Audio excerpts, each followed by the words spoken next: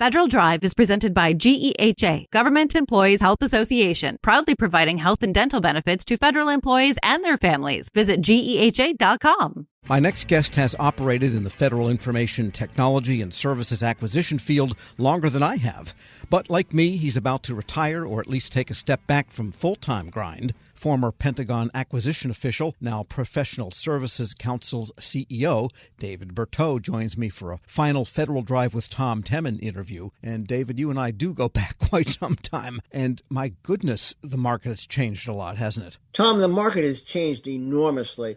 You know, when I first started in this business, the services contracts were kind of at the post-camp and station level, right? It was building repair and food service and lawn mowing. Now, the government buys as a service much of what it used to actually buy as a product.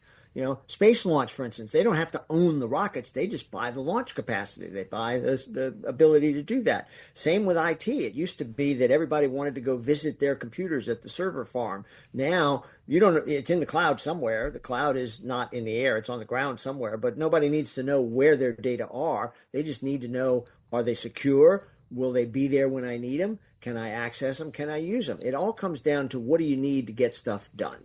And there is a little bit of a cycle to this. I attended Google's big conference a couple of weeks ago in Las Vegas. And I mean, cloud, as you say, is the default way people compute now, any kind of organization, large and small, really.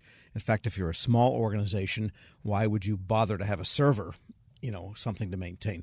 But what they were showing as one of the booths was a cloud in a box for edge computing to be used by mainly, I think, DoD in tactical environments. So you have most of the scalability, not all of it, obviously, but the same precise architecture that you are facing in the APIs in the cloud, you can have in a box at the edge. So there's a little bit of that coming around again. I think you're right. I think that the biggest difference is the amount of data that we have and the amount of data that we have to use. I mean, you and I go back to, you may not go back quite as far as I do, of typing punch cards in where you were limited with so many characters per punch card, and that was your entire data set management system, right? But the question really now comes back to not what's the capacity, but what can you get out of it? And I think this being able to tailor, and of course this tailoring for the government means the government has to know what it needs.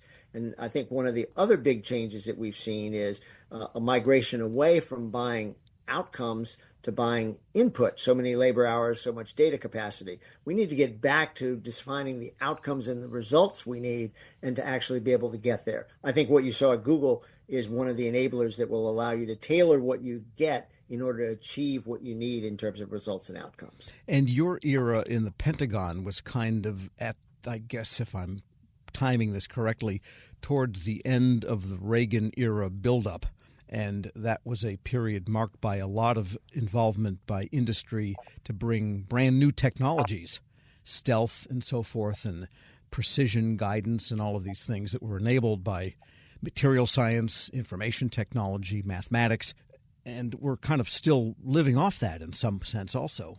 In some ways we are. I mean, it's the 5th or 8th or 20th generation, right? But the time I came to Washington at the beginning of the Reagan administration, 1981, to work in the Pentagon, and it was the height of the Cold War. And everything was being driven by a singular focus, or really a dual focus. Number one, to have the capability to go toe-to-toe with the Soviets in a geopolitical sense anywhere in the world we needed to. And number two was to avoid, if you didn't have that capability, having to go to global thermonuclear war. Because whatever your issue was, if we went to nuclear war, it kind of didn't matter, right? And so, but it was the technology that was driving our advantage over the Soviet Union. And what's interesting, a big difference between then and now is much of that technology was derived from and based upon government investing in research and development, either direct investment or indirectly reimbursing companies through, the independent research and development, the IRAD programs.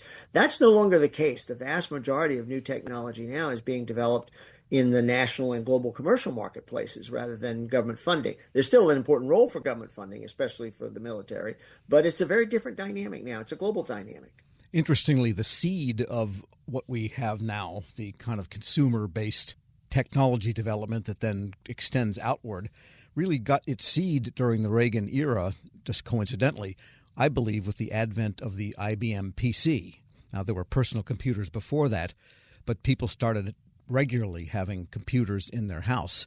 And you can really draw a line between the IBM PC with its dual floppies, if you really wanted to spend some money, and maybe a CGI color display a couple of years later. You can draw a line from there to the latest iPhone or Pixel or you name it. You can. I can remember we first got workstations in the Pentagon, and they were totally isolated. You had a workstation, you had your own printer, you'd put paper in it, you'd print something, and you'd walk it down the hall to your boss so he could look at it, right? And then the miracle came one morning in, I think, 1984, where my computer could actually send a document to my boss's computer. All of a sudden, he can send one to me also, and it really changes a lot of those dynamics. We did a trip once out to California, and we went to visit both IBM and Apple, which is a nascent alternative in terms of the independent computer there. And I remember walking away with two very powerful impressions. Number one is everybody in the Apple office that was working there had an Apple early Macs on their desk. Nobody in IBM had a PC on their desk. And I said, it may be that Apple's got an edge in this game here. We're speaking with David Berteau, President and CEO of the Professional Services Council. And the idea of stepping off this merry-go-round is kind of profound because those of us that have been at least observing, and in your case participating, in this idea of the government and the industry getting together on a long-term basis to improve federal missions, feels like you're at the center of something really important. It's one of the most important things about working in Washington, Tom. If you get up in the morning feeling like that you're working on something useful, something important, it motivates you. And in fact, I think that one of the things that really drives the services contractor industry, and has ever since I've become involved in it, is that commitment to mission, whether it's a national security mission or whether it's a citizen service mission of one of the other agencies. Companies have to have that, or else that's really their competitive edge. You wouldn't put up with all the bureaucracy and all the time-consuming things that go on in the government contracting world if you didn't care about the outcomes. Yes, and people do stick with it for a long time. On the other hand, I've never liked the term political junkie because it implies that politics and that kind of combatant approach is the most consuming and important thing in one's life. And what a sad thing to be a junkie of when life itself, for the average person and the average citizen out there, does not include government and politics. You want success to be defined as actually achieving a result, getting something done, a benefit, a more secure nation, an advancement in technology. Those are the real measures of success. Politics is a key and important way to get there, but it's an enabler. It's really not an end in itself. And the people that really get things done outside of the politicians, often if you're working with someone to try to get something done, you don't really know what their personal politics, if you will, party-wise, really are. I think it's one of the huge benefits of working at PSC with the member companies we have. I suspect that, our member company CEOs span the range of from the center out both to the left and the right. And yet what comes up in our discussions is not about politics, except to the fact that it affects our ability to bid, win, and perform useful work. And that's what the real focus is. How do we deliver to support the missions and functions of the government? How do we stay in business? Obviously, if a company doesn't stay in business, it's not going to deliver much. And thirdly, and this is really almost unique to government contracting, is the compliance aspect. You have to be in compliance or you won't be able to bid, win, and perform the work, and therefore you won't be able to stay in business. And beyond that, my sense of knowing many of the CEOs and the titans and the movers and shakers in federal contracting, they are hard-nosed businessmen, and they are out for their shareholders, if that's the case, or their personal wealth, if that's the case. And yet, I've always sensed in the same people a pride in the public service they're doing by helping the government. I mean, that exists alongside the need to have a successful business. And I think that's one of the great things about federal contracting. There's been a few bad apples, but for the most part, there is a strong element of public service in there as well. There is, and it's palpable. You can feel it in the discussions. You can feel it in the planning. You can feel it in the allocation of resources. You can feel it in the recruitment and retention and promotion of the workers, because ultimately, especially in the services business, many of your assets are not assets. They're human beings who go home or maybe even work from home or work from somewhere else. And that's a very powerful motivation of across the board. Competition, you know, is one of the lifebloods of the government services industry and really of government contracting in general. Unless the government only buys enough to keep one company in business, you always have to have that competitive edge. And that drives not only the commitment to the mission, it drives the advancement of technology back to where we started here. Everybody's always looking for that next edge. How can I do something faster? How can I do something better? How can I do something at a lower cost? How can I deliver more to my government customers and help them achieve their results? All right. And so you're about to enter, well, horrible sounding term, the afterlife, just as I am, but you're not going to disappear either. I don't think so, Tom. I love being involved in this industry. I'm certainly going to be, I have a lot to say, a lot to think, a lot to write. A lot to gather, and so I look forward to continuing to be maintaining connections, and maybe even with your successor on this show. Who knows? All right. David Berteau is president and CEO of the Professional Services Council. Hey, great working with you, and we'll see you around the Beltway. Tom, it's been wonderful working with you over the years. We've covered a lot of territory. You cover it every day. I would cover it periodically with you. We've done an awful lot of good information sharing with everybody. You know, the people who listen to you are the people who can do something with the messages you deliver. We're going to miss you immensely. Thank you so much for all the years. Well, thank you as well. Tom, I will miss the heck out of you, and I will see you. In fact, we'll probably have to catch a couple of Nationals games. They look like maybe they might have a decent team this year. Let's hope and pray for that one. And we'll post this interview at federalnewsnetwork.com/Federal Drive. Subscribe to the Federal Drive wherever you get your podcasts. Retired U.S. Army General Robert Brown's path to leadership was anything but conventional. Drawn to the military by its unwavering focus on mission, his decades of service in the Army emphasized mentorship, trust, and selflessness. Now president of the Association of the United States Army AUSA, General Brown joined Shane Canfield, CEO of WEPA, to share insights on making tough decisions and leading with purpose. Hello, and welcome to the Lessons in Leadership podcast. I'm your host, Shane Canfield, CEO of WEPA. Today I'm joined by General Robert Brown, President and CEO of the Association of the United States Army, AUSA. General Brown, welcome, and thank you for joining. Well, thanks for having me, Shane. Really appreciate it. Great to be here. Talk about why you decided to begin your career in the military, and how did that eventually transition into many leadership roles in the Army? I think people sometimes have this idea that folks in the military knew from the time they were born they wanted to be in the military, and nothing could be further from the truth. There are some people that are like that, but I think it's the exception. So for me, I was a pretty good basketball player in the state of Michigan my last 3 years in high school, and at the time there was another pretty good basketball player named Irvin Magic Johnson. There was a senior in high school at the same time, and I remember my parents complaining how parents are with the kids, that he was getting all the publicity. And I said, he's pretty good, and turned out to be okay. Well, he was going to Michigan State on a basketball scholarship, and I got a basketball scholarship to University of Michigan. But then a guy named Coach K, Coach Mike Krzyzewski, was the coach at West Point, United States Military Academy, West Point at the time. So he was the head coach, and he came to my house and was very passionate about West Point. And so I said, okay, I'll visit. And I did my last official visit there and fell in love with the idea of selfless service and all that West Point stood for.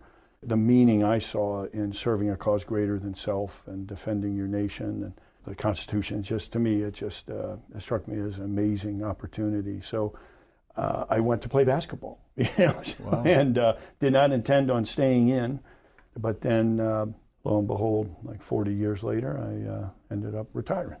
So people come in for all different reasons, and for me it was initially basketball, but that idea of selfless service I hadn't been exposed to really struck home. Well, finding a mission that resonates with you personally matters a lot. Your leadership style, has it changed over time? And then is there a moment that stands out to you as something that was particularly impactful to you and your leadership style? I think when you're becoming a leader, all of us in whatever field, you're trying to figure out, you're reading and studying about leaders, and if you see a famous leader, say, oh, I'm a little bit like that famous leader or this famous leader, but eventually you come to the realization that you have to be yourself. Yes, you may have to, we all have strengths and weaknesses. You may have to work on your strengths a little more and fix your weaknesses, but nobody does you better than yourself. And so I think for me, that moment When I was a young leader, what we would call a company commander, so 3-4 years out of West Point, had about 180 soldiers I was responsible for, and to see that tough mission we had, forming a team and working very hard with literally lives at stake on what you do, and then to see it come together was just incredibly rewarding. And it wasn't so much the huge success, but when a soldier would say, "Hey, sir, that was really tough training. That was great. It's going to help us a lot." And, that feedback, it's like, boy, you just feel like you could keep going forever, developing those teams and being successful on a difficult mission.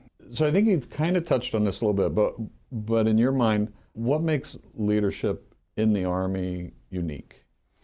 Well, lives are at stake.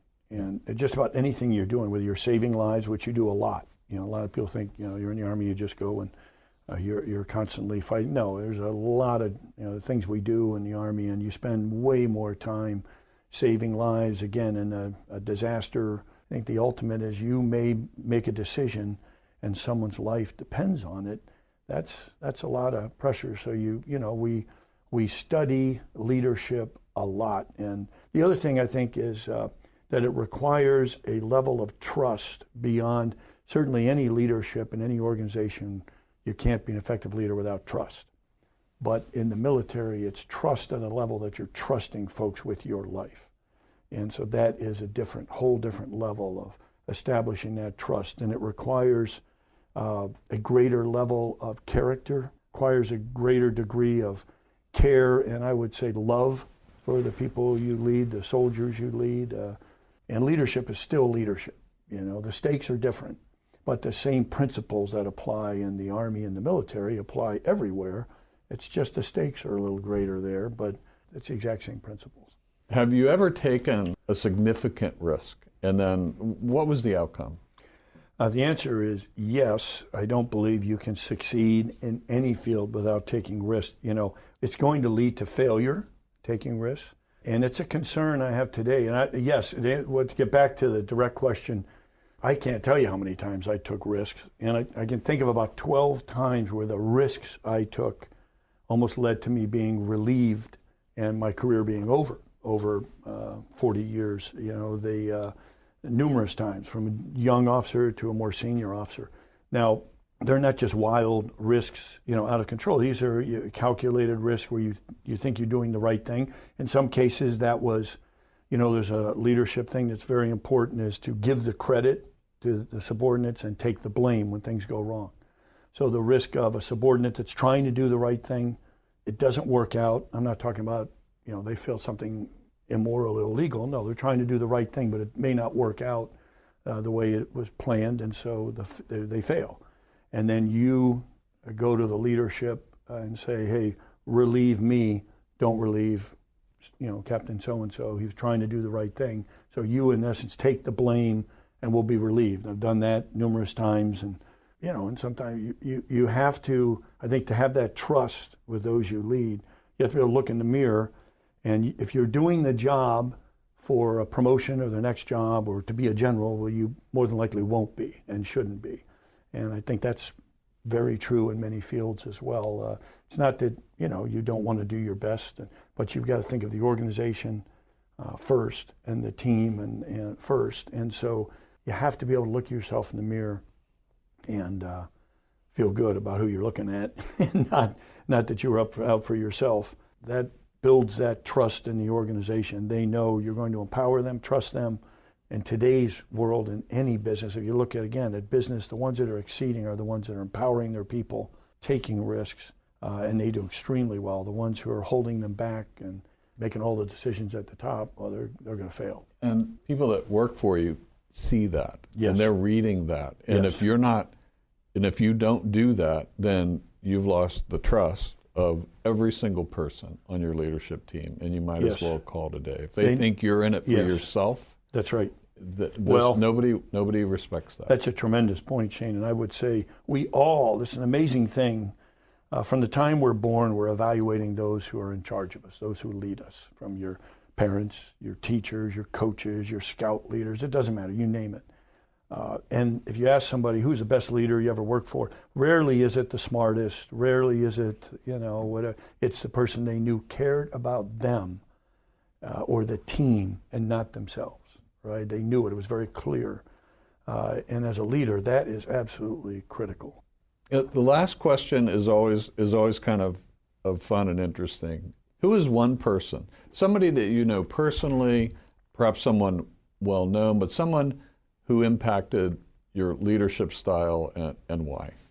Well, the first answer to that would be that I was very fortunate to have many amazing leaders over the years, amazing leaders, and I could name like 10 of them.